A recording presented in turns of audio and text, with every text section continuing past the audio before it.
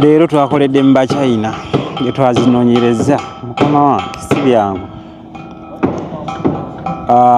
Task gye baatuwadde, there is a site they are constructing this site for cement. So mukama waffe yatulese tugamba njagala bifaananyi for the progress of the work being done. It's not an easy task because tebiriko concept nti ogenda kuba kino oba kiri. So whatever work you find people doing, it's what you shoot, because yakugambye I need work in progress. So it's not an easy thing nga bonagamba nti tugenda kuba bagole swisime tugenda kuba kukyala.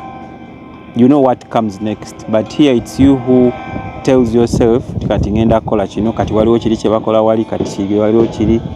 I've been here since morning and it's now going to 4, and we are still working because it's a big site. We need to get a lot of content because ye boss ayagala work in progress. So first our team was here when they were commissioning the work. Now they need